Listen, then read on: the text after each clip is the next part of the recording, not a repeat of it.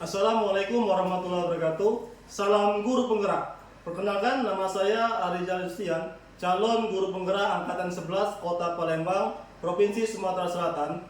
Dan di video kali ini, saya akan menunjukkan video aksi nyata saya dalam memberikan diseminasi tentang budaya positif di lingkungan sekolah saya, yaitu SMA Taruna Indonesia Palembang. Selamat menyaksikan. Baik, Assalamualaikum warahmatullahi wabarakatuh.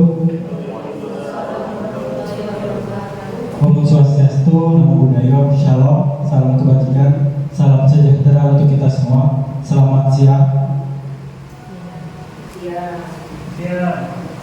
Oke. Pertama-tama marilah kita ucapkan puji syukur kepada Allah Subhanahu wa taala karena berkat rahmat dan hidayahnya kita dapat memulai kegiatan pada hari ini. Salawat dan salam kita curahkan kepada junjungan kita Nabi besar Muhammad SAW. Semoga para keluarga, sahabat, dan kerabatnya mendapat syafaat beliau hingga akhir zaman. Amin ya rabbal alamin. Sebelum memulai kegiatan hari ini, izinkan saya untuk memperkenalkan diri. Perkenalkan, saya Yadi, guru bahasa Indonesia di SMA Taruna Indonesia, yang saat ini menjadi moderator atau MC pada kegiatan kali ini. Yang terhormat, Wakil Kurikulum Ibu Eliana SPD, dan seluruh guru-guru yang saya cintai dan saya banggakan. Acara pertama, marilah kita dengarkan kata sambutan dari Kepala SMA Taruna Indonesia yang saat ini akan diwakilkan oleh Ibu Eliana SPD. Kepada Ibu Eliana SPD, silakan.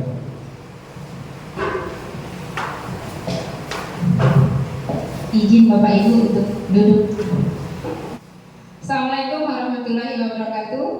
Selamat siang semuanya, yang terhormat Kepala Sekolah dan guru-guru SMA Taruna Indonesia.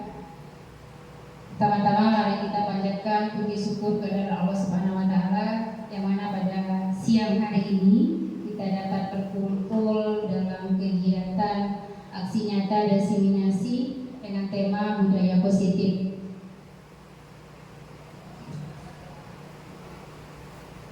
Sebagai wakakurikulum, saya merasa sangat bangga dan bersyukur dapat menyambut kegiatan di sekolah kita, program guru penggerak merupakan salah satu upaya luar biasa dari pemerintah dalam meningkatkan kualitas pendidikan di Indonesia. Dan saya yakin bahwa Bapak Ibu guru yang telah terpilih menjadi peserta memiliki komitmen yang tinggi untuk memberikan yang terbaik bagi dunia pendidikan kita. Saya berharap melalui kegiatan ini Bapak Ibu guru sekalian dapat memperdalam wawasan, meningkatkan kompetensi, dan memperkuat jejaring antar sesama pendidik. Saya juga berharap agar Bapak Ibu bisa berbagi ilmu dalam pengalaman yang didapatkan selama mengikuti program ini atau selama mengikuti kegiatan hari ini dengan tema budaya positif hari ini, sehingga nanti selama pelaksanaan dapat ilmu dan dapat bergerak dan bisa menyebar dan membawa manfaat yang luas bagi seluruh komunitas sekolah kita. Sebelum saya akhiri kegiatan ini, akan saya buka dengan mengucapkan Bismillahirrahmanirrahim. Resmi hari ini kita akan membuka kegiatan acara ini. Akhir kata saya mengucapkan selamat mengikuti kegiatan ini. Semoga segala upaya kita dalam menciptakan generasi emas Indonesia mendapat ridho dan keberkahan dari Allah Subhanahu wa taala. Saya akhiri, wassalamualaikum warahmatullahi wabarakatuh.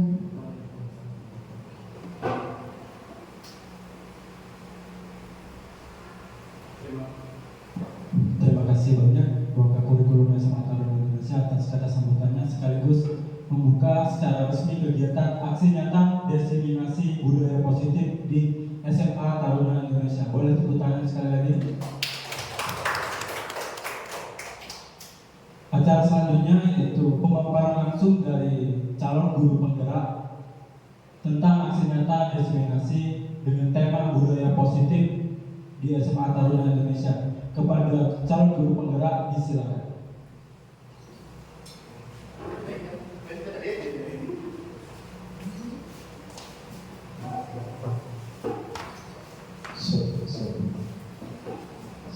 Oke, Assalamualaikum warahmatullahi wabarakatuh.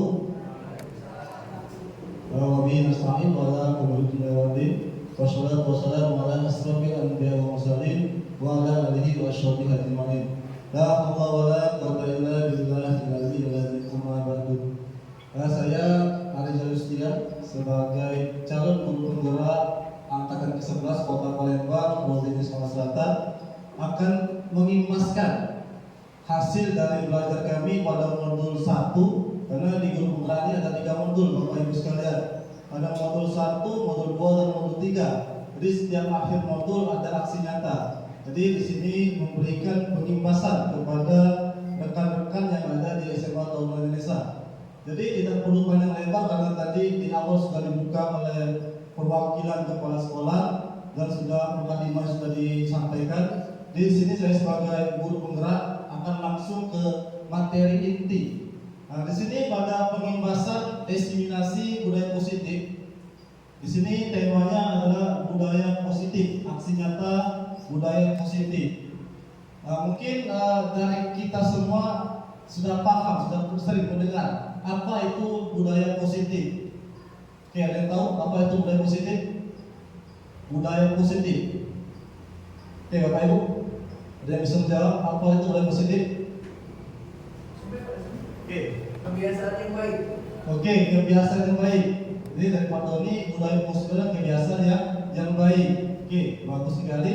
Kita lagi, Bu Ibu, apa itu budaya positif? Oke, Bu Intan, budaya positif. Kebiasaan yang baik. Oke, kebiasaan yang baik. Ibu Eliana, budaya positif. Budaya positif itu adalah nilai-nilai keyakinan dan kebiasaan di sekolah yang mendukung murid agar mereka dapat berkembang menjadi pribadi yang baik, kemudian kritis dan penuh hormat serta penuh bertanggung jawab. Oke, terima kasih Ibu Eliana, Pak Doni, dan Ibu Intan. Jawabannya sangat bagus dan membantu saya dalam menyelesaikan diskriminasi budaya positif di SMA Taruna Indonesia. Oke, Bapak Ibu sekalian. Oke, karena sesuai dengan judulnya budaya positif. Di sini kita ada permainan, ya. Ini Bapak Ibu diminta untuk berpasangan, ya, cari temannya, berdiri cari temannya, saling berhadapan, ya, saling berhadapan.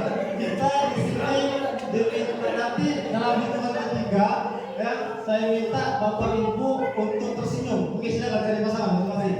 Oke, ya, nanti dalam hitungan ketiga, Bapak Ibu saya minta untuk tersenyum. Kita kalau berdiri. Nah, tujuannya apa ini? Supaya timbul aura-aura positif dalam diri Bapak Ibu sekalian. Ya, semoga timbul aura-aura positif dalam diri kalian. Nah, kita terima sama Miss Merah. Oke, ya. Nah, tadi yang awalnya mungkin nanti dalam hitungan ketiga, Bu, ya. Tadi mungkin yang awalnya tadi tersenyumnya terpaksa, nanti lama-lama akan natural senyum dari Bapak Ibu sekalian. Oke, nanti dalam hitungan ketiga silakan berikan senyuman terbaik Bapak Ibu sekalian terhadap kalian. Ya, senyuman terbaik. Oke, 1, 2, 3. Silakan berikan senyuman yang terbaik. Yang tadi awalnya mungkin terpaksa, sekarang mungkin senyumnya natural. Oke, berikan senyuman terbaik Bapak Ibu sekalian. Oke, semakin lebar senyumnya, silakan. Oke, terima kasih Bapak Ibu sekalian. Oke, terima kasih. Nah, tujuannya ini supaya timbul aura-aura positif dalam diri kita. Yang tadinya ngantuk jadi berkurang ngantuknya. Dan ini bisa Bapak Ibu terapkan nanti di siswa-siswa Bapak Ibu nanti di jam-jam krusial, ya. Nanti ada jam-jam ngantuk, ini bisa kita terapkan dengan siswa kita sendiri di kelas. Oke Bapak Ibu sekalian, langsung ke materi. Oke, sebelum kita mulai, di sini kita buat dulu kesepakatan forum diseminasi. Ya, di sini kesepakatan forum diseminasi. Kesepakatan ini bukan saya yang buat, seharusnya ini menjadi kesepakatan kita bersama. Tapi di sini saya berikan 4 contoh. Yang pertama, menghargai siapapun. Jadi di sini siapa yang berpendapat, siapa yang menjawab, siapa yang bertanya harus kita hargai. Yang kedua, menjadi pendengar yang baik. Yang ketiga, aktif dalam forum diskusi. Nanti ada tanya jawab, ada pertanyaan-pertanyaan, kita harus aktif. Dan yang keempat, izin saat hendak keluar kelas. Nah, ini juga bisa kita terapkan di kelas, Bapak Ibu sekalian. Yang diberi nama dengan keyakinan kelas, nanti akan ada materinya. Jadi ini kesepakatan bersama. Jadi nanti ada konsekuensinya, nanti di materi selanjutnya nanti ada nanti. Jadi di sini, jadi yang saya tegaskan itu pada poin ketiga, aktif dalam forum diskusi. Jadi ada tanya jawab, ada pertanyaan dari saya. Mohon bantuannya untuk memberikan jawaban atau memberikan pertanyaan dan memberikan tanggapan. Oke, terima kasih Bapak Ibu. Oke. Nah ini dalam diseminasi budaya positif ada 6 poin yang akan kami sampaikan. Yang pertama adalah disiplin positif. Yang kedua adalah motivasi perilaku manusia. Yang ketiga keyakinan sekolah atau keyakinan kelas. Yang keempat kebutuhan dasar manusia. Yang kelima posisi kontrol restitusi. Dan yang terakhir adalah segitiga restitusi. Ini adalah budaya positif. Oke Bapak Ibu sekalian, seorang guru yang baik harus memiliki kemampuan dalam mewujudkan budaya positif di sekolah. Budaya positif tersebut dapat dijalankan dengan menerapkan konsep-konsep inti seperti yang telah saya sebutkan tadi. Ada 6 konsep inti dalam mewujudkan namanya budaya positif. Ya, yang pertama kita bahas dulu tentang disiplin positif. Tadi sudah disebutkan oleh teman-teman kita tentang apa itu sih disiplin positif. Oke, disiplin positif merupakan suatu cara penerapan disiplin yang mengajarkan anak bertanggung jawab dan menumbuhkan kesadaran diri berdasarkan nilai-nilai kebajikan. Oke, sekarang Bapak Ibu mendapatkan kosakata baru, nilai-nilai kebajikan. Ada yang tahu apa salah satu contoh dari nilai-nilai kebajikan? Oke, dan bisa menunjukkan salah satu contoh dari nilai-nilai kebajikan. Ya, ada? Bapak Ibu sekalian, nilai-nilai kebajikan. Pak Riyadi? Mungkin salah satunya berpegang teguh pada nilai agama dan ketuhanan. Oke, bagus. Pak Tijak, Muslima, nilai-nilai kebajikan. Ya, Bu Eli? Berpegang teguh pada nilai-nilai Kode Pancasila, Pak. Oke, berpegang teguh pada nilai-nilai Kode Pelajar Pancasila. Oke, itulah adalah sebagian dari nilai-nilai kebajikan universal yang ada sering kita pakai. Untuk nilai kebajikan universal ini banyak Bapak Ibu sekalian. Yang sering kita pakai pada kurikulum merdeka adalah profil pelajar Pancasila. Ini sebagai contoh nilai kebajikan. Ada namanya toleransi, dapat dipercaya, keingintahuan, itu semuanya nilai kebajikan. Yang semuanya sering kita lakukan dan sering siswa kita lakukan. Oke? Nah, disiplin positif lebih ke arah disiplin diri yang dapat mengontrol diri dalam melakukan segala tindakan. Jadi disiplin positif disiplin untuk mengontrol diri dari dalam diri kita sendiri. Disiplin positif diri dapat membuat murid memahami dan menyadari berdasarkan motivasi internal, bukan akibat paksaan, ujian atau hukuman. Jadi disiplin positif itu tumbuh dari dalam diri sendiri, bukan dengan paksaan atau hukuman. Jadi mereka contoh siswa itu sekolah bukan dengan paksaan, bukan karena takut dihukum, bukan karena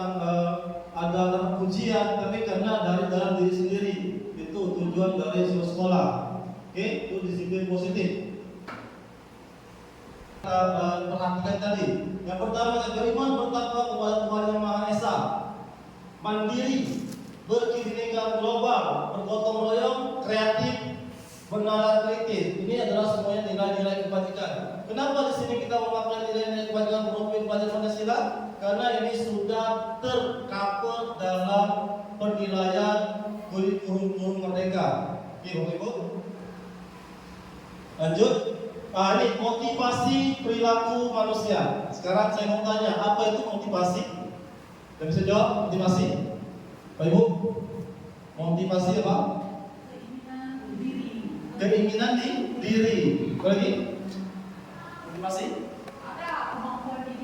Kemampuan diri. Ada lagi? Sesuatu yang ingin dicapai, ya, itu motivasi. Ini motivasi perilaku manusia. Kita ke poin kedua.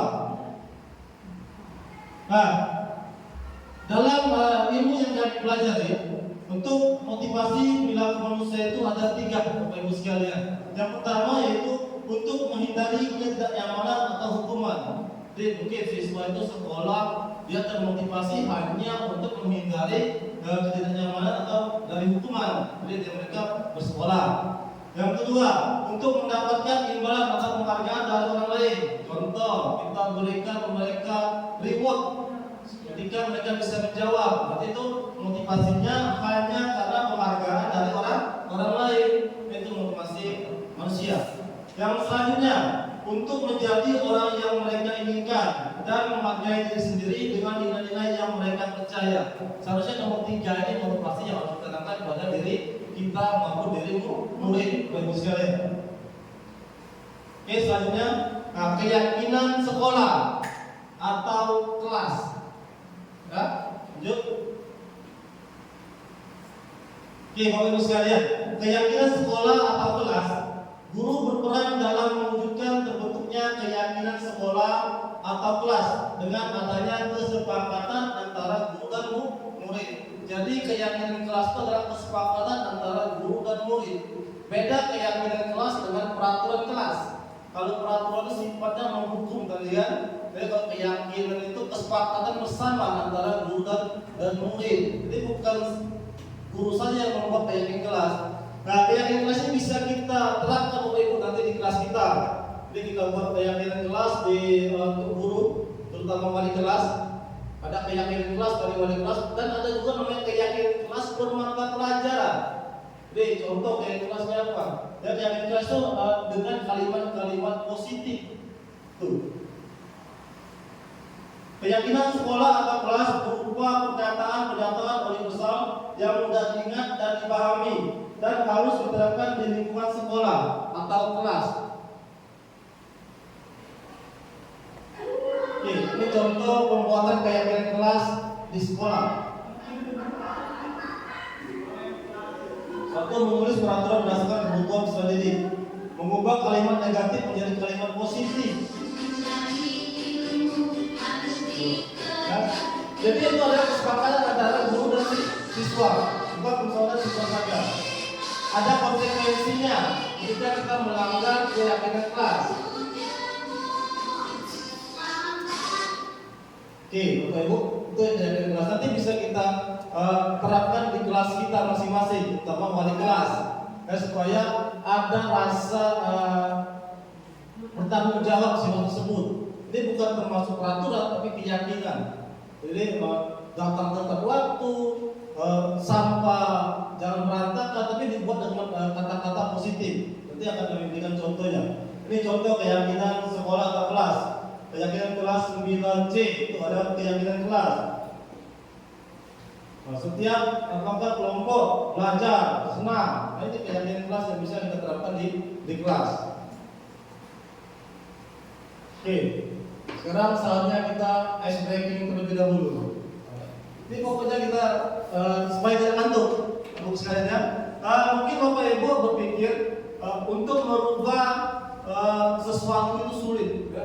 Merubah kebiasaan yang terbiasa itu sangat sulit, kan? Untuk Bapak Ibu berpikir, siswa ini sudah bawaan lahir, susah itu berubah.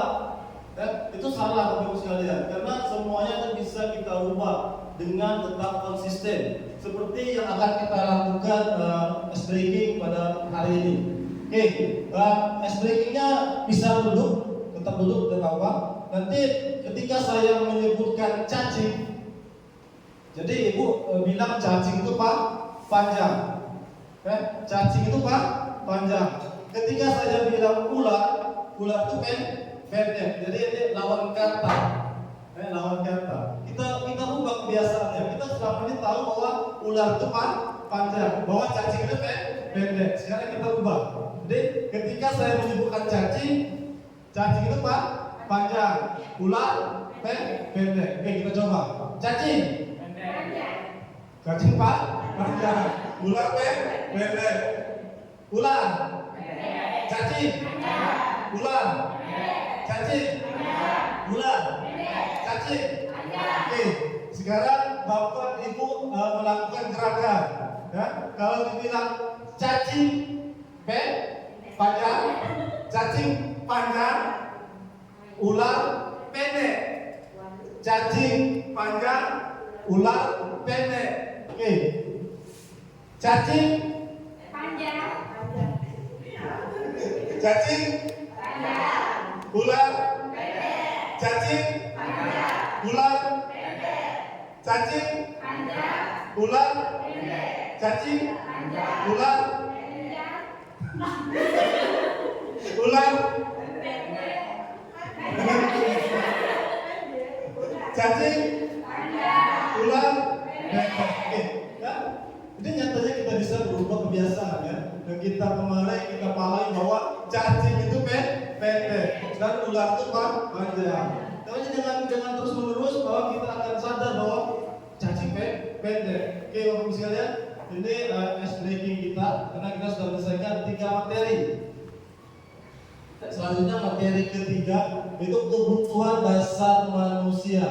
Jadi kita sebagai manusia memiliki kebutuhan dasar. Ya, kita semua pasti memiliki kebutuhan dasar. Contoh kebutuhan dasar itu adalah apa? Psikologis. Kebutuhan dasar adalah psikologis. Kebutuhan dasar Pak Iqbal apa? Kesehatan. Kebutuhan dasar bisa apa? Psikologis. Kebutuhan dasar pemerintah apa? Iman. Ya. Jadi kebutuhan dasar ini Bapak Ibu sekalian. Jadi ini kebutuhan dasar ini wajib kita ketahui. Contoh, contoh kebutuhan dasar pada dari Bu Eliana, ya. Bu Eliana yang di rumah uring-uringan dengan suaminya cuek. Segalanya disuruh yang kedewe. Nah, ternyata kebutuhan dasar Belen itu dia ingin diperhatikan oleh suaminya. Jadi dengan kebutuhannya tidak terpenuhi, dia akan mencari cara supaya si orang tersebut tahu bahwa dia membutuhkan seperti itu. Ya, sama kayak siswa. Jadi apabila nanti kita tidak memahami tentang kebutuhan dasar manusia, ya, kita akan susah untuk mengetahui apa keinginan dari siswa kita, termasuk dari pasangan kita sendiri. Itu kebutuhan dasar. Oke Bapak Ibu sekalian, bisa kita lihat di sini pernyataan. Oke, ketika seorang murid melakukan suatu perbuatan yang bertentangan dengan nilai-nilai kebajikan atau melanggar peraturan, hal itu sebenarnya dikarenakan mereka gagal memenuhi kebutuhan dasar mereka. Jadi, ketika seorang murid melakukan suatu perbuatan yang bertentangan dengan nilai-nilai kebajikan atau melanggar peraturan, hal itu sebenarnya dikarenakan mereka gagal memenuhi kebutuhan dasar mereka. Oke, ini kebutuhan dasar manusia itu ada 5 Bapak Ibu sekalian. Yang satu kebutuhan untuk bertahan hidup. Makan, termasuk makan. Kedua, kebutuhan akan kasih sayang dan rasa diterima. Ketiga, kebutuhan penguasaan. Yang keempat, kebebasan. Dan yang kelima, kesenangan. Ini adalah 5 dasar kebutuhan dari manusia yang kita semua harus kita pahami terhadap siswa maupun terhadap pasangan kita sendiri. Oke, sekarang kita lihat studi kasus. Ibu Eliana, guru wali kelas 10, sedang bingung menghadapi ulas salah satu murid di kelasnya, Farhan. Beberapa anak telah mengeluh Farhan yang seringkali meminta bekal makan siang mereka dengan paksa. Jika Anda menghadapi situasi seperti Ibu Eliana, apa yang akan Anda lakukan? Menurut Anda, kira-kira apa alasan Farhan melakukan hal itu? Oke, jika ada siswa yang minta makan ganggu kawannya sekelas, apa yang Bapak Ibu lakukan? Coba, Bu Bella, apa yang Bu Bella lakukan? Ada siswanya di kelas, dia minta makanan, ganggu temannya. Apa yang Bapak Ibu lakukan? Ditanya dulu. Kenapa mau minta makanan? Kenapa mau minta makanan? Kan? Alasannya kenapa? Oke, alasannya kenapa anak tersebut minta makanan dan mengganggu temannya. Oke, pertama Bu, bisa kita lihat di sini. Yang pertama, alasan Farhan pertama, karena ia lapar dan orang tuanya tidak membawakannya bekal makan siang, maka kebutuhan dasar yang sedang berusaha dipenuhi oleh Farhan adalah kebutuhan untuk bertahan hidup. Ini kebutuhan bertahan hidup atau survival. Jadi ini kebutuhan dari Farhan, kebutuhan pertama Farhan. Jadi ini siapa yang salah?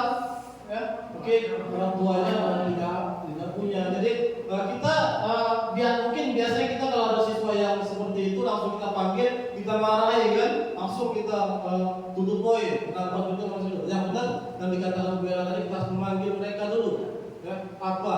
Tidak, kita belajar tentang 5 kebutuhan dasar manusia. Mungkin ada salah satu kebutuhan dia yang tidak terpenuhi. Itu contoh yang pertama. Yang kedua, karena dia merasa senang temannya jadi memperhatikan dia.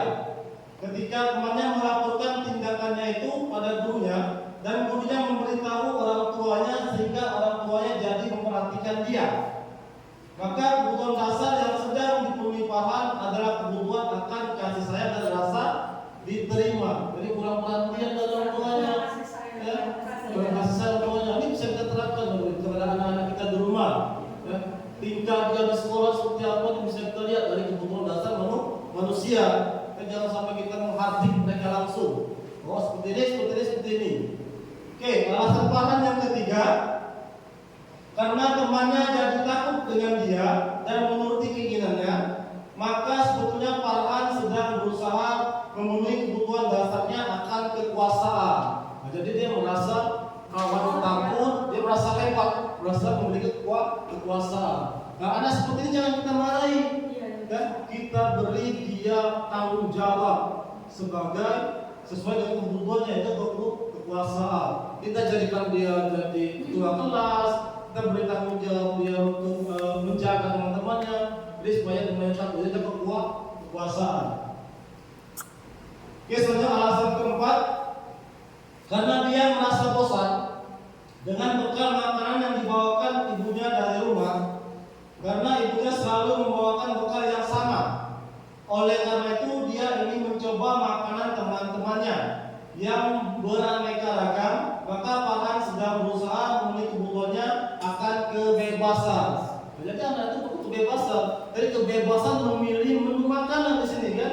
Ini contohnya bebas memilih menu. Jangan tiap hari keinginan kita sendiri.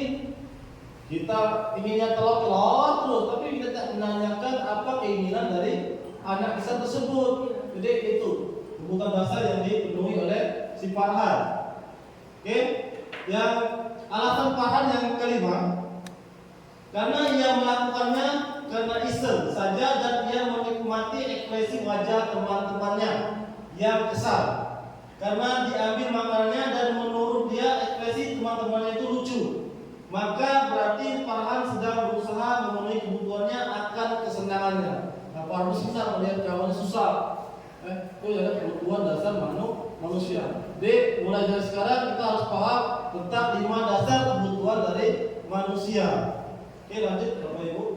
Nah, sekarang posisi kontrol restitusi. Ini materi yang kelima. Nah, sekarang saya mau tanya, kita buang dulu kata restitusinya. Sekarang apa yang dimaksud dengan posisi kontrol yang baru? Posisi kontrol manusia adalah posisi kontrol, mengontrol. Ya. Posisi kontrol. Yang tahu bisa jawab? Ya, posisi kontrol. Apa? Sebagai dunia atau sebagai siswanya? Sebagai diri kita sendiri. Terhadap siswa kita. Iya, betul. Posisi kontrol itu apa? Mengendalikan diri. Betul. Mengendalikan emosi. Ya, mengendalikan emosi itu posisi kontrol. Jadi di sini kita belajar tentang posisi kontrol restitusi. Bisa kita lihat posisi kontrol restitusinya ada 5. Lihat tabelnya. Oke, Bapak Ibu. Ini ada namanya 5 posisi kontrol restitusi. 1. Guru sebagai penghukum. Ada siswa seperti Farhan tadi yang makanan kawannya langsung kita panggil, kita hukum. Entah hukumannya apa langsung kita hukum. Berarti kita mengambil posisi kontrol sebagai penghukum. Nah, selanjutnya 2. Guru sebagai pembuat merasa bersalah. Farhan tadi ambil makanan teman-temannya langsung ya dioncei. Jadi si Farhan merasa bersalah, ya, dan tinggalkan langsung tanpa diberitahu lagi apa kesalahan si Farhan. Guru sebagai teman, jadi sama. Sudahlah Farhan, aku balik itu, jangan ibu, kan better teman. Oke? Hanya guru sebagai pemantau. Guru sebagai hanya pemantau. Beliau Farhan kerjanya seperti itu. Dan yang selanjutnya guru sebagai manajer. Nanti guru sebagai manajer. Menurut Bapak Ibu sekalian, posisi kontrol apa sebaiknya yang kita ambil di sini? Sebagai penghukum, membuat merasa bersalah, teman atau pemantau atau sebagai manajer? Oke, kita ada dua tabel supaya kita bisa tahu jawabannya. Ini Bapak Ibu sekalian, posisi kontrol sebagai penghukum. Di sini guru berkata, kalau kamu tidak melakukannya, awas ya. Itu kan sebagai penghukum. Kalau kamu tidak melakukannya, awas ya Farhan. Selanjutnya, membuat rasa bersalah. Kamu sebenarnya dioceh-oceh dari tadi seperti tadi. Sebagai teman, ayolah lakukan demi ibu. Itu sebagai teman. Sebagai pemantau, ya melakukan memberikan pertanyaan-pertanyaan saja sebagai pemantau. Sebagai manajer, apa yang kita yakini, apa yang bisa kau kerjakan untuk memperbaiki masalah ini. Jadi kita menanyakan kepada Farhan. Jadi posisi sebaiknya kita ambil sebagai guru atau posisi sebagai manajer. Ini posisi yang ideal yang kita ambil sebagai guru, itu sebagai manajer. Oke Bapak Ibu. Oke, contoh posisi kontrol restitusi. Di antara kelima posisi kontrol tersebut, sebaiknya seorang guru menggunakan posisi kontrol sebagai manajer. Sebagai manajer, guru dapat berbuat sesuatu bersama murid, mempersilahkan murid bertanggung jawab dan mendukung murid agar dapat menemukan solusi. Selain itu, posisi manajer mengacu pada restitusi yang dapat menjadikan murid sebagai manajer bagi dirinya sendiri sehingga dapat tercipta identitas positif pada diri murid. Ini sebagai posisi kontrol sebagai manajer. Keyakinan, ini tadi keyakinan kelas yang kita buat tadi. Kita menanya keyakinan kelas, keyakinan apa yang dilanggar oleh si anak tersebut. Ini tahapan dalam segitiga restitusi. Oke, sekarang yang pertama, menstabilkan identitas. Menstabilkan identitas dilakukan berdasarkan prinsip bahwa membuat kesalahan adalah bagian dari proses pembelajaran yang nantinya akan menggeser identitas gagal ke arah identitas sukses. Jadi menstabilkan identitas akan menggeser dari ke arah gagal menjadi ke arah sukses. Menstabilkan identitas, contoh kalimat-kalimat yang menstabilkan identitas. Yang pertama, kita panggil siswanya, kita bicara pada siswanya sudah berbuat salah itu hal yang manusiawi. Jadi anak-anak merasa tidak bersalah kan, dan bukan mengambil posisi sebagai pemukul atau tidak ada manusia yang sempurna. Tuh kata-kata menstabilkan identitas. Yang ketiga, kita pasti bisa menyelesaikan permasalahan ini. Tuh, yang keempat, Bapak Ibu tidak tertarik untuk mencari tahu siapa yang benar, siapa yang salah. Bapak Ibu lebih tertarik untuk menyelesaikan masalah. Contoh yang kelima, kalau kamu menyalahkan dirimu sendiri terus menerus, apakah kamu bersikap baik pada dirimu sendiri? Nah, ini contoh menstabilkan identitas. Oke, lanjut. Yang ketiga adalah validasi tindakan yang salah. Validasi tindakan yang salah dilakukan berdasarkan prinsip bahwa setiap perilaku berupaya memenuhi suatu kebutuhan tertentu, sehingga guru atau orang tua akan bergeser dari pemikiran stimulus respon menjadi proaktif, serta akan lebih mengenali dan mengakui kebutuhan murid atau anak. Ini untuk validasi tindakan yang salah. Contoh validasi tindakan yang salah. Yang pertama, dengan kalimat kamu pasti punya alasan mengapa melakukannya. Kenapa kamu minta makanan kamu tadi kan? Pasti punya alasan. Apa yang penting bagi kamu? Jadi kalimat yang lembut. Atau kamu boleh tetap berusaha menjaga sikap itu, tapi tambahkan sikap yang lain yang baru. Oke? Atau mengapa kamu belajar cara lain untuk mendapatkan yang kamu butuhkan dan harus mengukur? Contoh siswa yang berkelahi. Oke? Nah, selanjutnya tahap terakhir dari segitiga sosial adalah menanyakan keyakinan.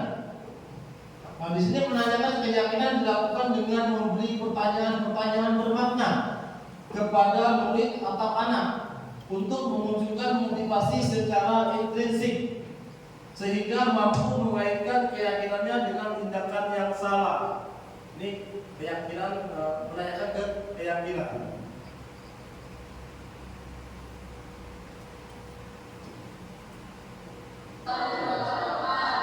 Ini contoh segitiga restitusi. Itu kok masih ada? Itu siapa itu? Lima. Itu sudah kamu? Dari tadi? Dari pelajaran sebelumnya juga? Siapa gurunya? Bu Jamila. Tiga kan? Astagfirullahaladzim. Pak. Mas tahu ini mas? Pak. Lah, enak ininya. Kamu kenapa mau bisa dulu? Tuh, ya wis. Gini, nanti waktu istirahat ini bapak ya. Sekarang kita pelajaran dulu, terus kamu keluar ambil dulu biar kan? Ya, sekarang keluar. Ya, yang lain silakan buka buku pelajarannya ya. Waalaikumsalam. Ya, boleh sini Pak. Sudah istirahat? Sudah belajar? Sudah. Pasti kamu sudah tahu kan kenapa kamu sini? Sudah ya? Ini tahap pertama menstabilkan identitas. Kamu sudah tahu. Tidur di kelas saja pelajaran. Soalnya tadi bapak pas masuk di pelajaran bapak yang ke ini tahap pertama. Tahap pertama menstabilkan identitas. Ya sudah dari tadi saat pelajaran sebelumnya dan kegiatan punya hidup gitu. Kamu tidur ngapain? Bisa tidur di kelas belum makan? Sudah apa? Sudah bisa tidur. Bosan jam saya. Bosan? Kalau kita kok bisa bosan? Kenapa? Oh, ya, apa sih memaklumi ya kamu ketiduran di kelas karena kesalahan tersebut juga tidak hanya kamu saja yang melakukan. Siswa lain juga pasti ada yang tidur, tapi kan juga itu bukan hal yang bisa digunakan kalau kita tidur saat jam pelajaran. Kan itu kan bisa dianggap tidak menangkap guru yang mengajar atau ya. Jadi ya harus berupaya gimana caranya agar tidur. Kamu tuh tidurnya berapa kalau kok bisa ngantuk? Nah, ini tahap kedua dari segitiga diskusi. Validasi tindakan yang salah. Tidur malam-malam banget.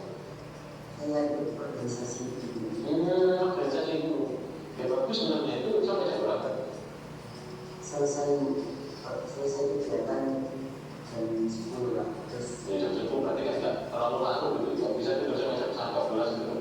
Ngapain aja? Ngopi. Mereka udah sekarang ngopi ya. Terus lain lagi ngapain lagi? Pulang. Oh masih nggak. Karena itu akhirnya berarti pulang selesai ngopi jam berapa? 11. Karena jam 1 jadi pulang di rumah berarti tidurnya bisa lebih dari 1 masih pulang. Ya, apa ya? Berarti kan ya itu penyebab mulainya ngantuk di kelas karena kamu kurang tidur di rumah ya. Berarti kan kamu harus mengatur orang itu. Ya, sebenarnya konferensi pun itu bagus, kegiatannya bagus. Dan melihat dari cerita kamu kan juga kegiatannya tak hanya nonton. Berarti yang harus dikurangi kan bukan organisasi kamu, tapi kan kegiatan kamu di bawah. Jadi saran apa kalau selesai organisasi ya pulang semua. Kalau mau ngopi ya ngopi di luar kegiatan organisasi. Jadi biar kopinya habis maghrib atau habis isya, gitu kan pulang-pulang masih jam 9 bisa tidur. Ya, bukan ya. Di kelas ada itu kan ada keyakinan kelas. Paham ketiga, ada juga keyakinan kelas. Apa salah satu peraturan yang kira-kira sudah kamu tanggapi? Ya, Gak boleh duduk di kelas, pelajaran kan. Terus di situ tertulis kayak konsekuensinya apa? Tertulis apa? Kalau misalnya kamu duduk di kelas pelajaran, apa konsekuensi yang harus dilakukan? Masih ya? Harus mencatat ulang. Apa mencatat ulang? Materinya kamu tinggal itu. Sudah mencatat ulang materi kamu tinggal itu enggak? Belum, enggak pernah ditanya sama gurunya. Berarti setelah ini Bapak ingin kamu mencatat materi yang kamu bagi dulu, ya. Terus kalau sudah selesai, kamu serahkan ke saya. Nanti saya berikan ke guru yang kamu bagi itu dan jangan lupa kamu nama ke beliau. Mungkin jangan bapak setelah ini, kalau kamu nanti di kelas, ya kamu langsung aja ke kamar mandi, izin ke gurunya untuk cuci muka. Syukur-syukur sekalian guru itu. Jadi biar kamu fresh, kamu selain dapat freshnya dari cuci muka, kamu juga dapat panggilan dari guru gitu. Dan kamu akhirnya nggak ngantuk lagi. Ya, jadi jangan tidur di kelas atau ada guru sekarang itu ya nggak sopan ya. Oke, paham ya? Pokoknya kamu perbaiki hal itu, Bapak maklumnya apa yang kamu lakukan, tapi Bapak juga tidak bisa menggunakan itu. Lalu itu bisa jam pelajaran, itu juga bisa menyakitkan guru yang melihat. Jadi solusi yang bisa saya tawarkan dari kamu ngantuk, ya maksud ambil air wudhu. Ya, betul ya. Oke, makasih kamu bisa lanjut main-main dulu karena masih istirahat. Ya, guys, kita aja. Terima kasih. Oke, ini Bapak Ibu posisi kontrol sebagai manajer. Jadi posisi kontrol sebagai Manajer itu kita harus menjalankan yang namanya segitiga restitusi. Jadi sebagai segitiga restitusi ada namanya memvalidasi tindak identitas. identitas. Kita berperan sebagai manajer. Jadi posisi kontrolnya sebagai manajer.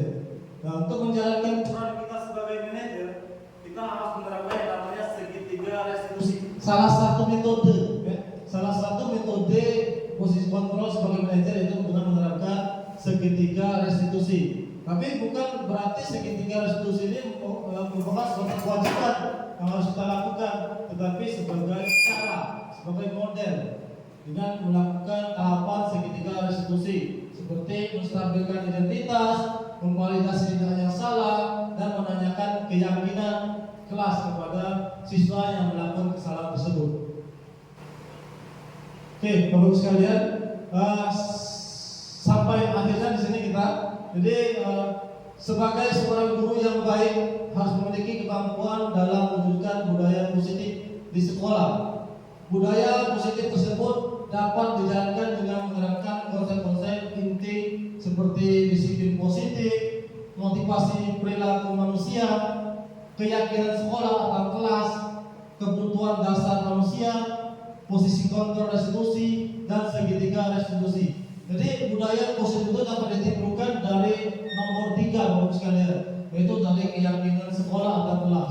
Jadi tahapan pertama kita harus membuat dulu yang namanya keyakinan kelas. Keyakinan kelas adalah kesepakatan bersama antara siswa dan guru. Nanti boleh metodenya boleh siswa yang lain menyebutkan, siswa yang satu mencatat atau guru yang mencatat di depan, atau boleh dengan metode menggunakan sticky notes, seperti yang kita tempel-tempel kemarin, supaya tidak tahu apa maunya siswa tersebut. Nah, kita bagikan sticky note siswa, catat penyakit kelas apa yang mereka inginkan, lalu mereka suruh tempel, baru tadi kita buat kesimpulannya.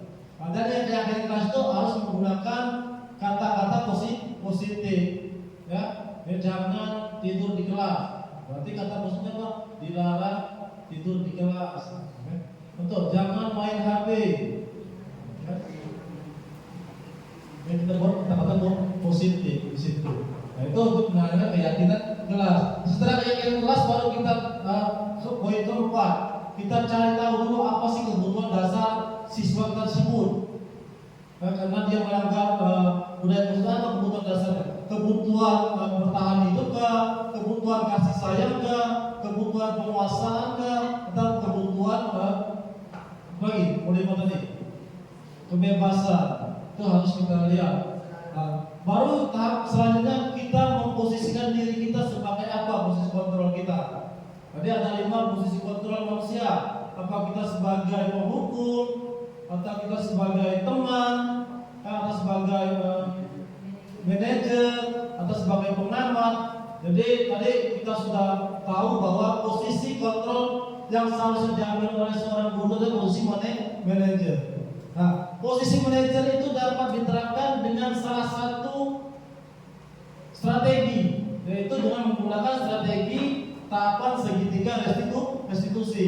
Berarti bukan segitiga restitusi ini suatu hal yang wajib yang harus diterapkan oleh guru, tapi salah satu tahapan yang ideal yang diterapkan guru di posisi kontrol sebagai manajer. Situ Bapak Ibu sekalian. Oke, mungkin dari 6 materi yang telah saya sampaikan di sini Bapak Ibu sekalian, ada hal-hal yang ingin ditanyakan. Jadi kami mohonkan kesediaannya Bapak Ibu sekalian. Kalau ada yang ingin ditanya silakan. Oke. Dari 6 posisi, disiplin positif, motivasi gerak manusia, keyakinan sekolah atau kelas, kebutuhan dasar manusia, posisi kontrol restitusi dan segitiga restitusi. Oke, Bapak Ibu. Ada yang bertanya? 3 pertanyaan. Oke, ya, Doni silakan. Silakan Doni.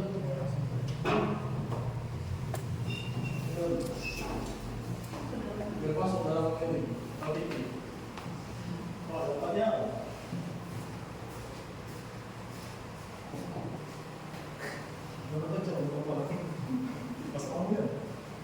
Belum. Oke, assalamualaikum warahmatullahi wabarakatuh.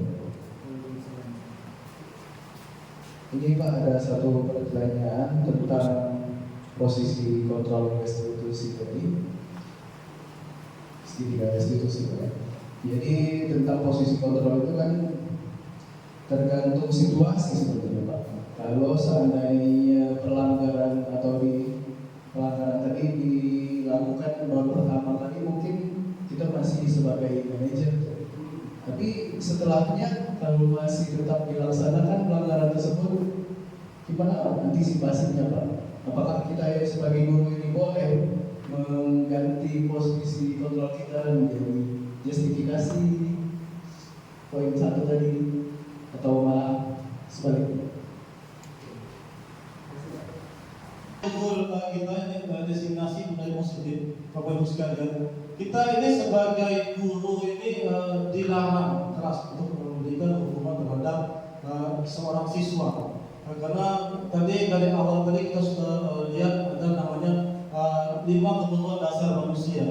Jadi dengan menerapkan segitiga restitusi tadi, kita akan tahu kebutuhan dasar mana yang kurang dari siswa kita tersebut. Contoh, mereka sering tidur di kelas. Kebutuhan dasarnya apa? Mungkin mereka rasa bosan, bosan di kelas, bosan belajarnya. Berarti apa? Ya kebutuhan dasarnya apa? Kebebasan mungkin kan. Mungkin bosan itu kita harus introspeksi diri juga kita sebagai guru. Apa yang membuat siswa itu bosan? Makanya kita di sini posisi kita sebagai manajer dengan menggunakan 3 tahapan tadi. Dengan kita ajak siswa tadi ngobrol, mencari identitasnya, memvalidasi yang salah, mana yang perlu kita wujudkan, kebutuhan manusiawan yang harus kita berikan kepada siswa tersebut. Seperti itu. Ini contoh yang kita sampaikan tadi, Bapak sekalian. Oke, ada lagi pertanyaan? Nah, keyakinan kelas ini juga bisa kita terapkan nanti di kelas Bapak Ibu sekalian. Jadi supaya siswa kita mempunyai rambu-rambu keyakinan kelas itu. Jadi kalau kita sendiri yang membuat keyakinan kelas itu sama saja kayak peraturan. Jadi peraturan itu dibuat sendiri oleh kita seorang guru. Kalau kita buat sama-sama berarti namanya itu keyakinan kelas. Oke, silakan. Lagi pertanyaan? Yang Ibu? Berapa menit? Izin Pak, bertanya. Perkenalkan, saya Yadi, guru bahasa Indonesia. Jadi pada poin ketiga tentang keyakinan sekolah kelas. Pertanyaannya adalah, ketika kita membuat keyakinan kelas antara guru dan murid yang disepakati bersama dengan wali kelasnya, namun beberapa kesepakatan tersebut ternyata merugikan salah satu guru atau pelajar. Apakah kesepakatan itu bisa dilanggar oleh siswanya atau tidak? Terima kasih. Kelas itu tadi awalnya adalah kesepakatan antara guru dan murid. Jadi bukan kita sebagai guru sendiri yang membuat keyakinan kelas. Jadi sudah saya sampaikan bahwa keyakinan kelas bisa dibuat oleh wali kelas atau bisa dibuat oleh guru atau pelajar tersebut. Contoh, saya belajar fisika, keyakinan kelas saya, keyakinan kelas mereka adalah keyakinan kelas begitu belajar fisika beda. Karena keyakinan kelas itu kesepakatan antara siswa dan guru. Nah, mungkin antara siswa guru bahasa Indonesia atau Amerika beda keyakinan kelasnya, oke, tidak apa-apa. Nah, untuk keyakinan kelas yang dibuat oleh wali kelas itu cenderung ke siswa SD. Kalau kita mayoritas kelas kita besar, satu kelas itu bisa diajar oleh 14 guru. Jadi setiap masing-masing guru itu boleh membuat keyakinan kelas yang berbeda. Kan? Tapi dengan kata-kata positif yang mudah dihafal dan mudah diingat. Tapi sepertinya kalau keyakinan kelas itu kita lemparkan antara kesepakatan guru dengan siswa, mungkin isinya sama. Karena siswa yang isi ya kan, guru itu yang kita samakan dengan yang kemarin. Itu posisi yang keyakinan kelas tersebut. Nah, nanti di posisi keyakinan kelas nanti akan kita buat lagi namanya konsekuensinya. Ketika melanggar keyakinan kelas yang kita sepakati, apa konsekuensinya? Jadi siswa merasa ada rasa ragu untuk melakukan di luar dari budaya positif mereka sendiri. Oke? Assalamualaikum warahmatullahi wabarakatuh. Perkenalkan, saya Ibu Siti Fatima, di sini mengajar ekonomi. Di sini saya ingin menanyakan, Pak, saat kita sebagai guru dalam posisi kontrol kita untuk menghadapi siswa yang introvert. Nah, misalkan ada kelas itu ada siswa introvert untuk menghadapi pelajaran, posisi guru kita sebagai teman dan manajer tadi. Nah, bagaimana posisi kita agar anak itu mau belajar di setiap pelajaran yang ada di sekolah kita. Terima kasih. Bapak sekalian, di budaya positif ini, posisi kontrol kita ini kita dianjurkan untuk menjadi sebagai manajer ya. Jadi posisi kontrol kita sebagai manajer. Karena tadi kita diminta untuk menerapkan salah satunya adalah dengan menerapkan segitiga restitusi. Di mana pada segitiga restitusi tersebut ada yang namanya 3 tahapan. Tahap pertama adalah menstabilkan identitas. Nah, pada saat menstabilkan identitas itu disitulah kita menggali siswa-siswa yang introvert tadi kan. Jadi karena siswa introvert itu biasanya cenderung merasa tidak percaya diri, di mana dia harus bercerita, siapa orang yang dipercaya kan. Adalah kita posisi sebagai manajer yang tadi, manajer kita mengajak dia untuk ngobrol diskusi asik, maka siswa tersebut akan terbuka. Itu posisinya menggali identitas tadi, menstabilkan identitas. Jadi kita akan menggali mereka seperti apa kan, introvert dulu. Mungkin dia itu malu kan, kita tahu kenapa dia di kelas. Dengan kita menggali identitas akan ketahuan dia malu atau ada masalah apa di situ kan. Karena introvert itu bukan suatu kesalahan, tapi sifat di situ kan. Nah, jadi di situ. Jadi posisi kontrol kita sebagai manajer itu ya tidak semua segitiga restitusi itu harus kita terapkan. Karena kita untuk meyakinkan siswa introvert itu dengan cara ajak dia untuk diskusi, untuk ngobrol, kan? Karena manajer itu kan melakukan identitas, menstabilkan identitas. Jadi kalau kita ngobrol, maka akan tahu apa alasan anak tersebut diam di kelas, tidak mau bergaul, tidak ingin bergaul. Mungkin ada satu kebutuhan yang tidak terpenuhi dari diri anak tersebut, kan? Anak tersebut yang harus kita berikan perilaku khusus. Kita sebagai guru, makanya nanti ada namanya model pembelajaran yang harus kita terapkan kepada siswa-siswa yang introvert seperti itu, Bapak Ibu sekalian. Oke, silakan. Assalamualaikum warahmatullahi wabarakatuh.